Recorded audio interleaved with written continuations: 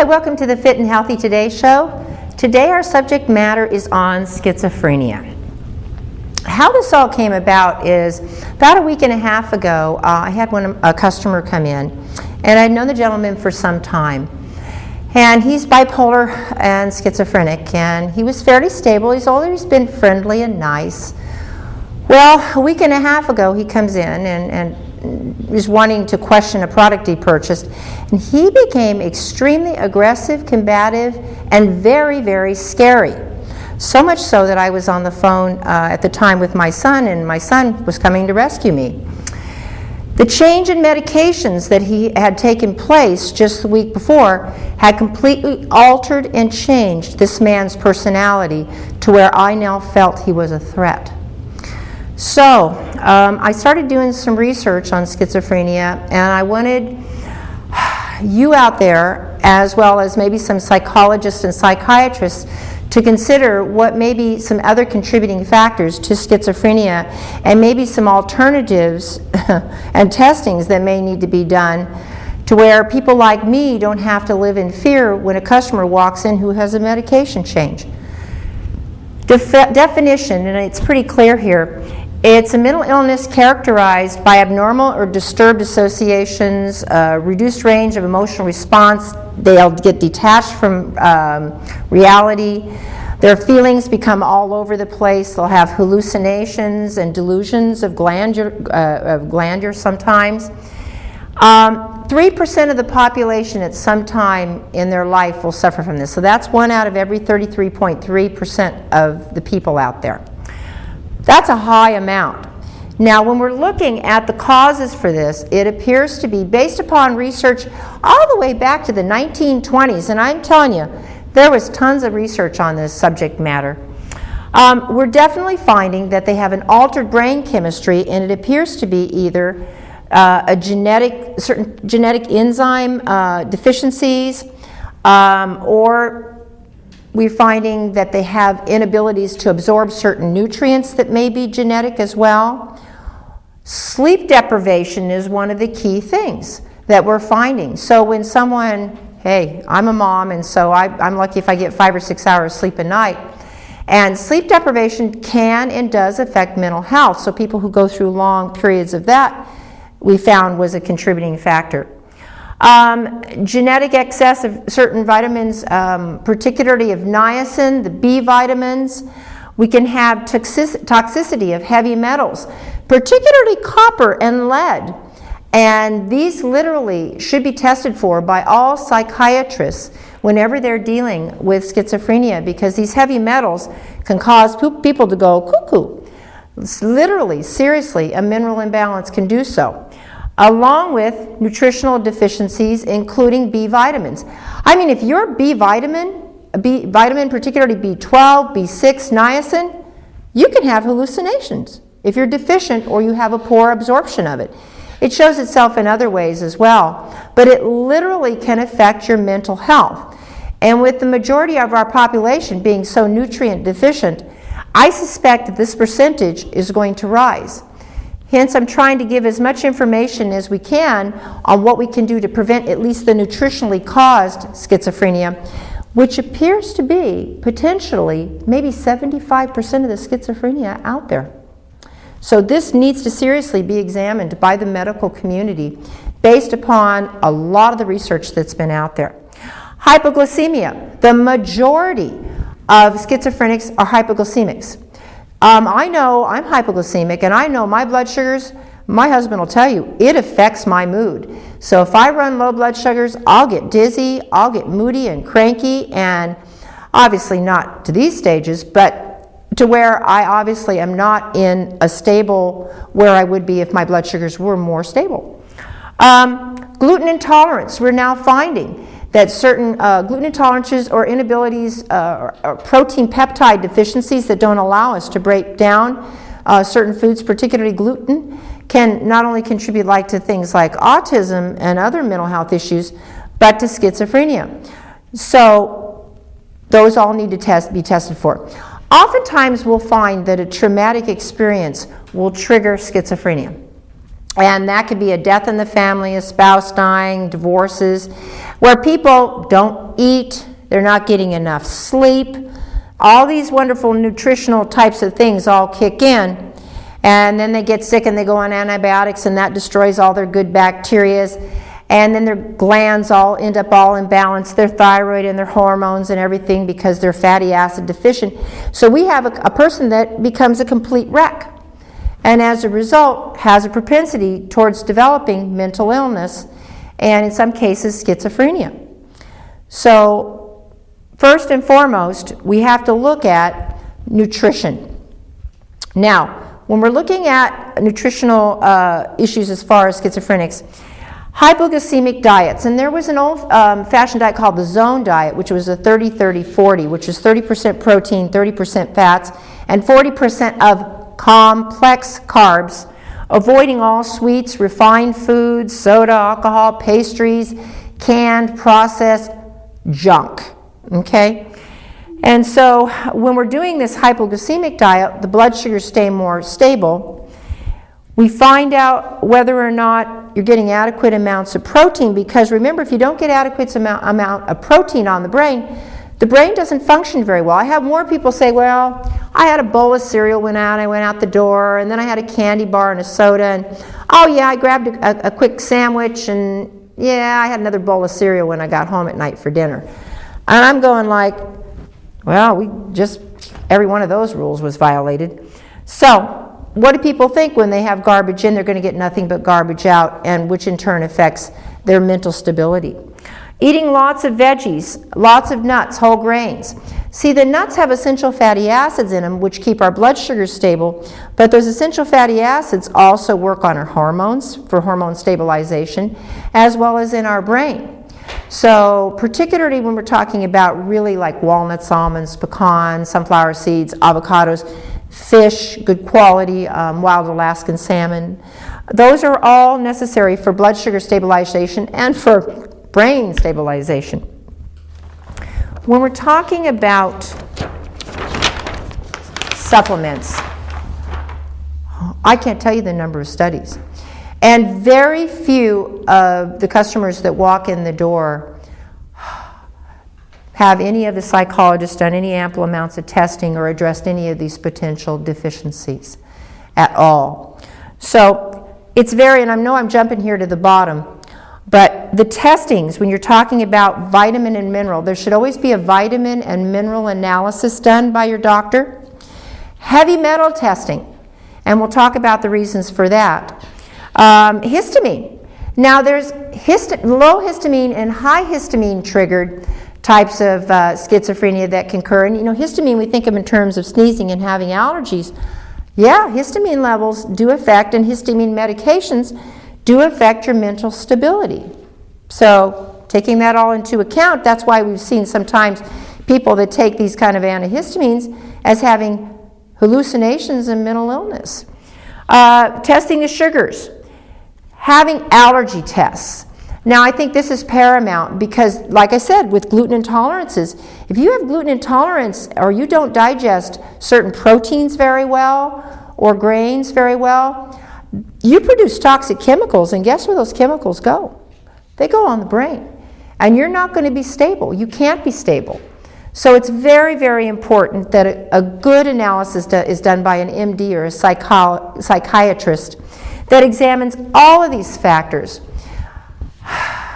I really hope, as you know, I've stated before, I handled medical malpractice cases in the past, especially psychological med mal cases, and where doctors get sued because patients have reactions to medications. And I have to say that most of them were because of psychotropic medications.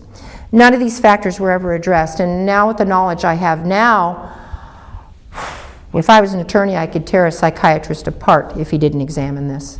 So, because the research that I'm about ready to talk about. A good multiple vitamin. I'm not talking about from your nice little chain food store. Go to a good health food store and get a good multiple vitamin that has minerals that are amino-chelated, complete Bs, vitamin A, all the necessary nutrients, and we're talking a good one. B50, 3 times a day. tons of studies on that for nervous system support. When we're talking about specifically B50, there are specific B vitamins as well. Remember I mentioned B6, B12, B1, B2. They're all important for nervous system function. And there's tons of studies on those. Particularly we've seen them on primarily niacin. Now, when people see 3 to 30 grams, that's like 3,000 milligrams to 30,000 milligrams of niacin per day. If anybody's ever taken niacin, you know it can kind of make you flush. But these people oftentimes cannot uptake or utilize niacin. And so what happens is we kind of start them off slow, gradually build it up. And there's 1949 and 1962 studies that show a 75% success rate. That's a phenomenal number. Any medical person that's not attempting this, in my opinion, is guilty of medical malpractice. Because with studies like this, 75% success rate that prevented hospitalization on schizophrenics needs to be addressed with this vitamin analysis. Fish oils normalize the brain. I can't tell you the number of studies that I ran into on all different types of mental illnesses on fish and flax oil. There was a 1981 study that literally showed total reversals because oftentimes schizophrenics don't metabolize fatty acids very well. And so their brain literally doesn't transfer and process information well.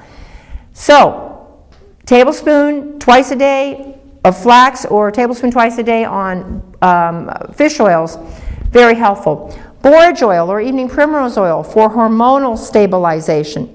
Oftentimes, as I mentioned before, glandular, and this should say down here on the testing part that we should probably also have some hormonal testings, but borage oil helps, as well as things like walnuts, almonds, and pecans, hormonal stabilization.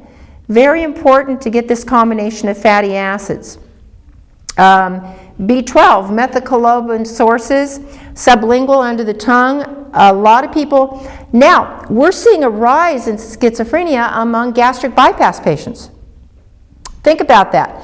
One of the key things that they can't absorb is B12. So that sublingual B12 that a lot of the gastric bypass patients are ignoring, very, very important on a daily basis. Please, docs, don't ignore that. Ester C, 6 to 40 grams per day. Remember how I told you that a lot of schizophrenics have histamine or low histamine or high histamine levels? Well, vitamin C deficiencies or the inability to utilize vitamin C will make histamine unstable, high, low, everywhere. And good dosage, divided dosages of mineral ascorbate C or ester C help with that stabilization. Now, folic acid. Now, there are certain times when you want more, certain times you want less, and when you have lower histamine reaction types of schizophrenia, you probably want less.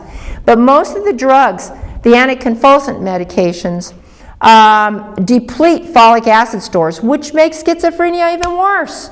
So, if you're on these types of medications, anticonvulsants, I would strongly suggest, we're talking not 800 micrograms, we're talking 5, 10 milligrams, if not more, of folic acid, because these are going to block the utilization of folic acid.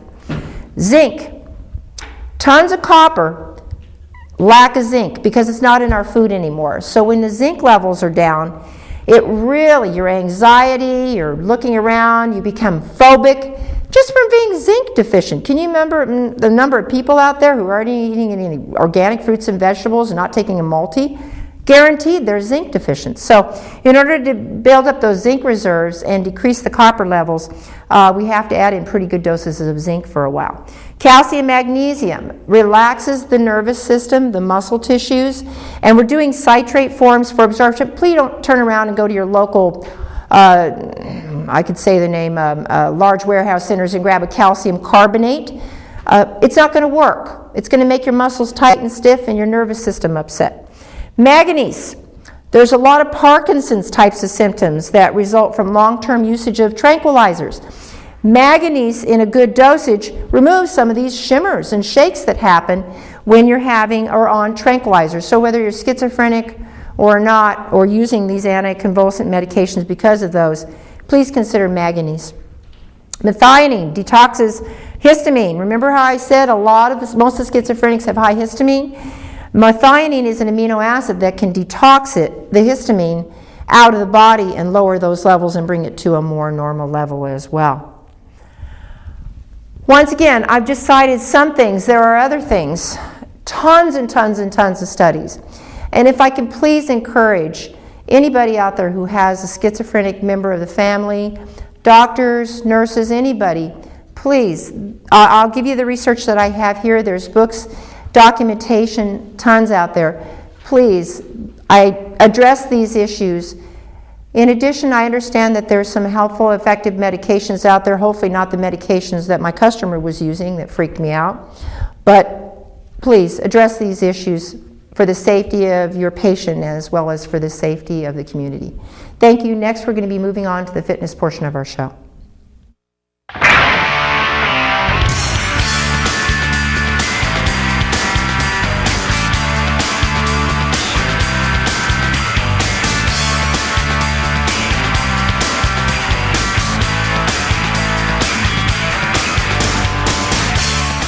Hi, welcome to the fitness portion of our show.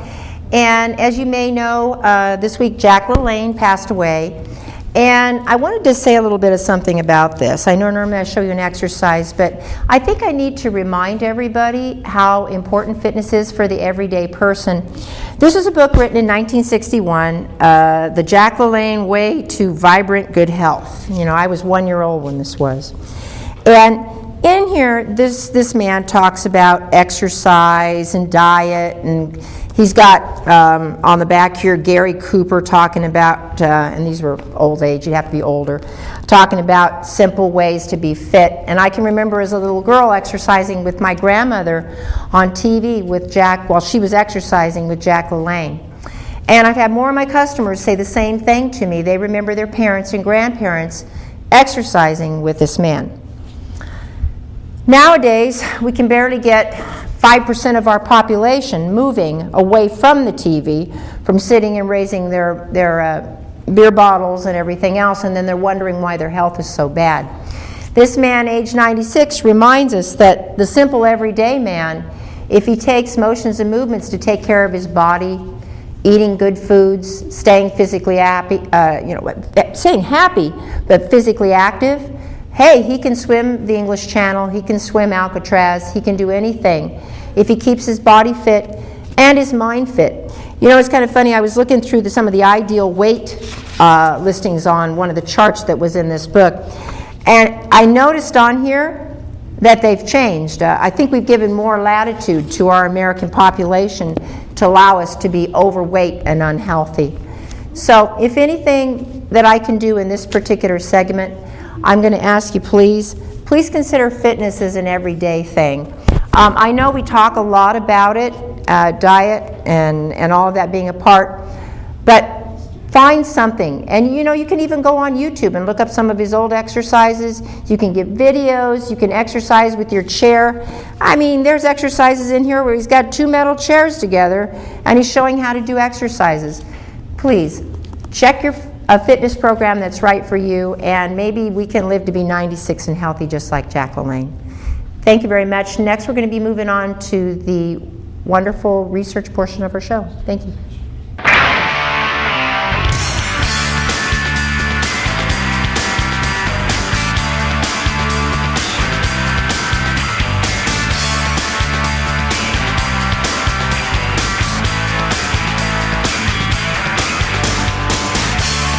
Welcome to the research portion of our show, and with us today is Ralph Turchiano. Ralph? Thank you for that intro. Well, today we're looking at an old study in a new way, and particularly to vitamin E.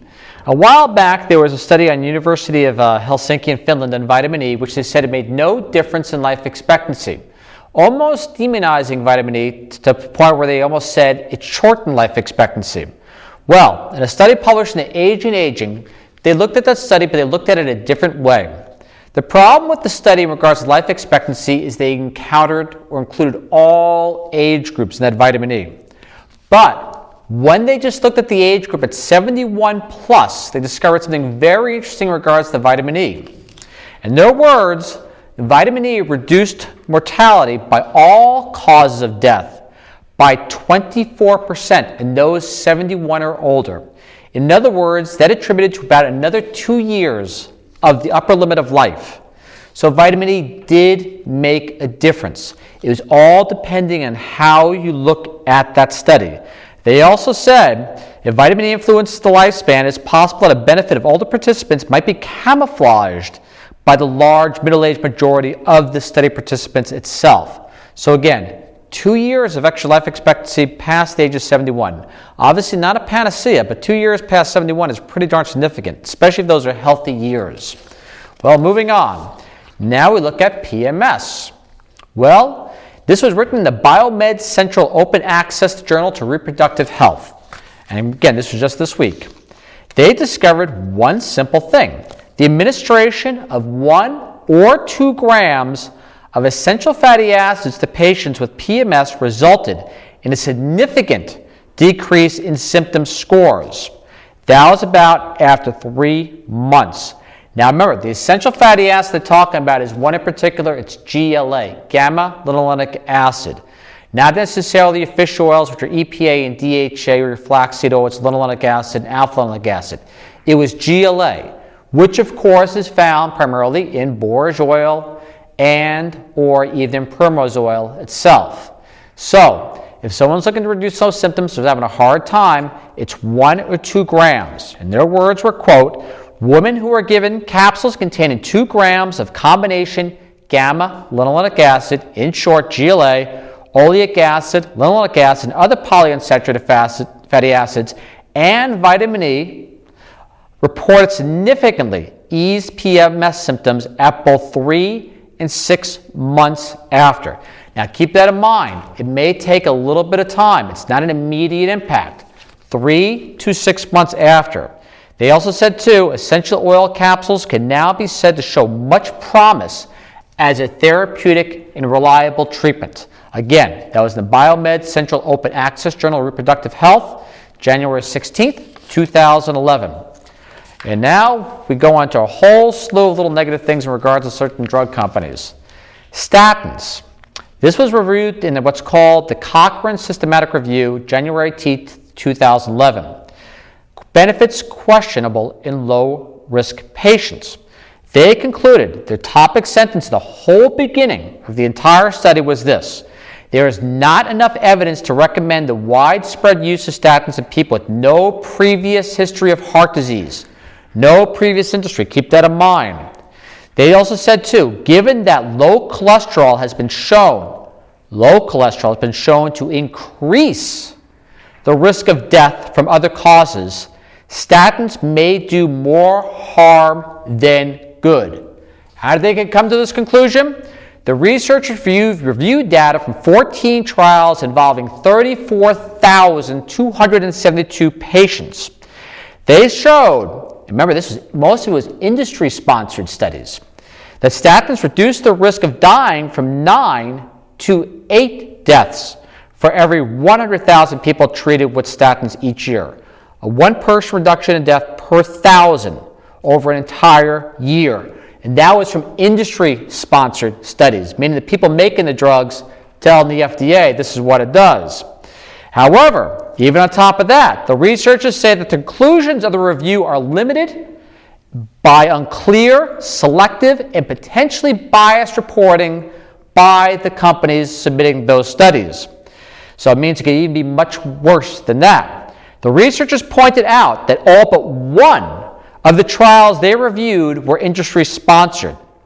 It goes, the numbers eligible for treatment with statins are potentially great. So there might be motivations, for instance, to stop trials earlier if the interim results support their use. Meaning, stop the trials before the side effects start kicking in and people start dying from the medication potentially. So, they said there's a lot of funny business going on. The authors also concluded that combined interventions had little or no impact on deaths caused by cardiovascular disease in regards to use from statins. It's something interesting.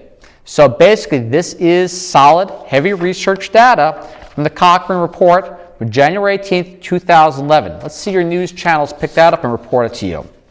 Now to Tamiflu. This is also from the Cochrane Group.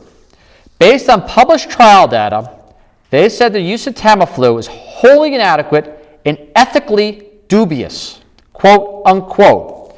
Their calls come after they reviewed the evidence of the antiviral drug Tamiflu and were unable to find sufficient data to support the conclusion of Tamiflu reduces complications in healthy adults.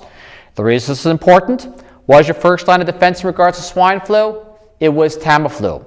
Governments spent hundreds of millions buying this drug based upon ethically dubious data. They also said, quote, that Roche Pharmaceutical publicly pledged to make full results for 10 unpublished clinical trials available for scrutiny. Roche Pharmaceutical, in their words, quote, yet to date have failed to fulfill their promise. They also said they discovered the problems after 10 serious adverse events in patients enrolled in 2 key manufacturer-funded trials were not reported in journal publications arising from those trials.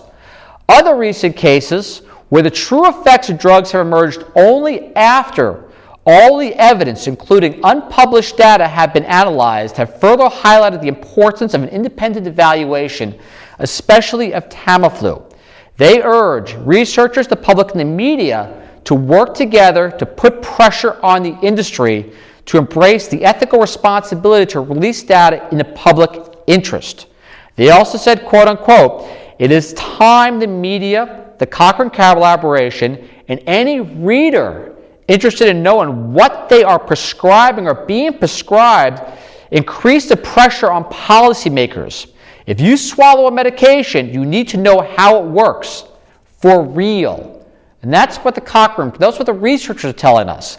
I find it very interesting with Tamiflu, and it's something to think about, that generally the exact same side effects of Tamiflu, total organ failure, were also the exact same side effects from people dying from the swine flu, total organ failure. Something really disturbing to look at.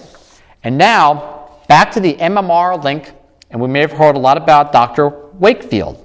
Well, I had a little bit of a problem with this because in many of the medications, they said there was no detection of vaccine viruses in the bowel, brain, or other tissues of the Wakefield series.